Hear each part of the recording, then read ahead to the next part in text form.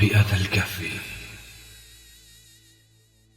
من ديوان أشرقت روحي للشاعر المعز رمرم.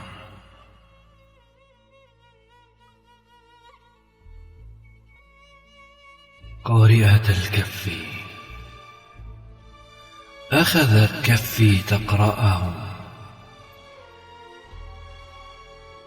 نظرت فيه وأمعنت، ثم لطمت وقالت: يا هذا كفك بحر لجي،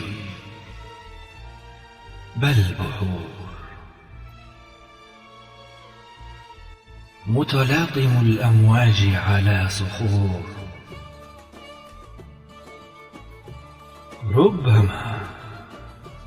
ربما أحتاج دهرا أو دهور للمرور ثم العبور.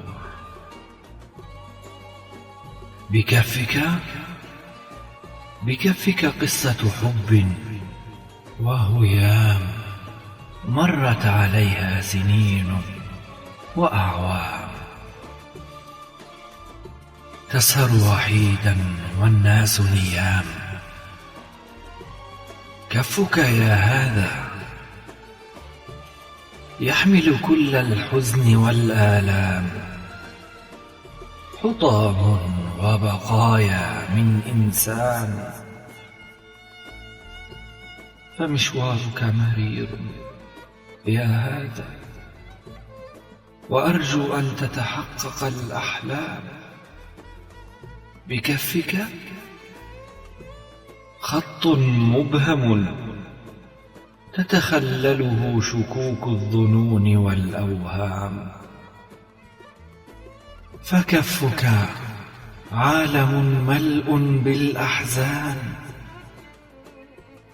أرضه مزروعة بالألغام، وسماؤه محشوة بالركام. إن كفك أخذني بدنيا الأحلام،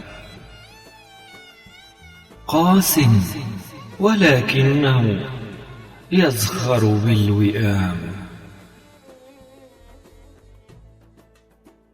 وصفاء النفس وحس الإلهام، وبقايا من حب وأنقاض غرام.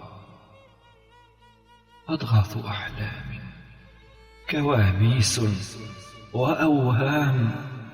كفك يا هذا قصة مرعبة تصلح للأفلام. فحبك منارة عشق وغرام، تضيء للهوى سراجا عبر الزمان. في كفك شاطئ الحب وبر الأمان. قد رأيت كثيرا يا هذا، ولكنني مثل كفك أبدا لم أقرأ.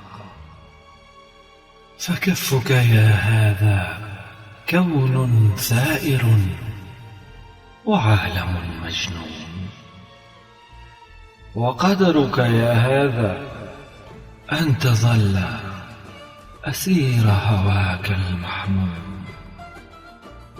تتلظى بناره وحره السموم.